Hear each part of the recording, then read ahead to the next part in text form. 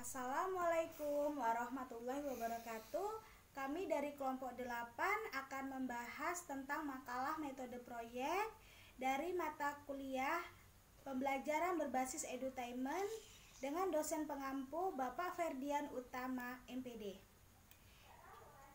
Kelompok kami beranggotakan 3 orang, diantaranya dengan saya sendiri, Rizky Indah Pangestu, dan 2 rekan saya, ada Bunda Nazirotur Rohmah dan Bunda Neni Nawati. Di sini saya akan membahas tentang pengertian metode proyek. Apa sih metode proyek itu? Pembelajaran metode proyek adalah sebuah model pendekatan pembelajaran yang inovatif yang menekankan belajar kontekstual melalui kegiatan-kegiatan yang kompleks. Metode proyek yaitu metode yang menggunakan serangkaian cara mengajar yang memungkinkan pendidik dapat membimbing anak-anak melalui studi yang mendalami suatu topik. Proyek dapat diartikan juga sebagai serangkaian kegiatan yang dilakukan untuk mencapai tujuan tertentu. Metode proyek bertujuan untuk mengembangkan berbagai kemampuan anak melalui pelaksanaan suatu proyek secara bersama-sama. Pembelajaran berbasis proyek memiliki potensi yang amat besar untuk membuat pengalaman belajar yang lebih menarik dan bermakna untuk anak-anak. Di dalam pembelajaran berbasis proyek, guru atau instruktur tidak lebih aktif. Akan tetapi, instruktur menjadi pendamping fasilitator dan memahami pikiran anak. Kegiatan proyek mempunyai makna penting bagi anak usia dini, yaitu diantaranya: pertama, di dalam kegiatan bersama, anak mengatur diri sendiri untuk bekerja sama dengan teman.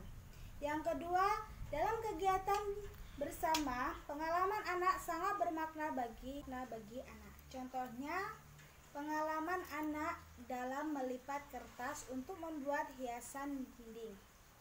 Yang ketiga, berlatih untuk berprakarsa dan bertanggung jawab. Yang keempat, berlatih menyelesaikan tugas yang dapat diselesaikan secara bebas dan kreatif. Kegiatan yang cocok dijadikan proyek yaitu bersumber dari pengalaman sehari-hari. Yang kedua, merupakan kegiatan yang kompleks. Yang ketiga, memerlukan kerjasama dan meningkatkan kegiatan berpikir. Yang keempat, cukup menantang bagi anak. Yang kelima, dapat memberikan kepuasan bagi anak. Yang keenam, usahakan supaya hasil dari proyek itu dapat meningkatkan keterampilan anak. Dalam menggunakan metode proyek, ada beberapa langkah-langkah yang harus dilalui guru terhadap anak didiknya. Di antaranya, menentukan tema kegiatan, merumuskan apa yang ingin diterapkan atau diharapkan dan diperoleh dan dari guru maupun anak di setiap kegiatan. Yang berikutnya, menentukan jadwal kegiatan, melakukan pembagian tugas, menyiapkan bahan dan peralatan, serta melaksanakan kegiatan. Untuk pembahasan kelebihan metode proyek dan kelemahan metode proyek akan dibacakan oleh Bunda Nazirotur Rohmah. Baik, di sini saya akan melanjutkan kelebihan dan kelemahan metode proyek.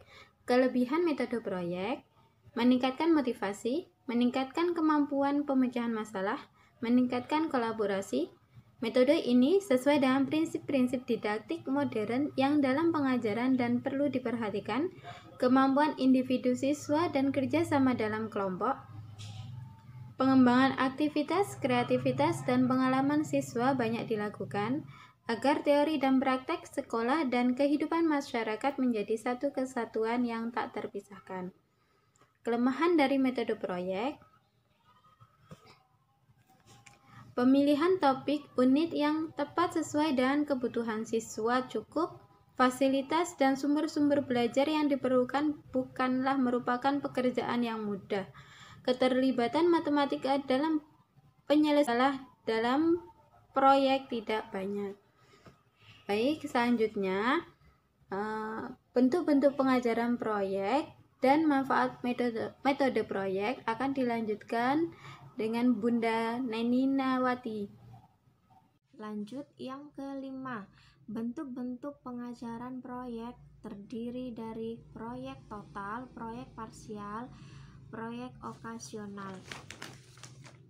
Manfaat metode proyek memberikan pengalaman kepada anak dalam mengatur dan mendistribusikan kegiatan, belajar bertanggung jawab terhadap pekerjaan masing-masing, memupuk semangat gotong royong dan kerjasama di antara anak yang terlibat, memberikan kesempatan kepada anak untuk mengembangkan sikap dan kebiasaan melaksanakan pekerjaan dengan cermat.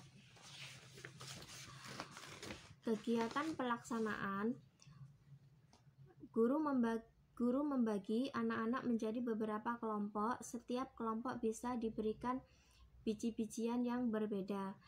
Guru memberikan penjelasan cara menanam biji tersebut.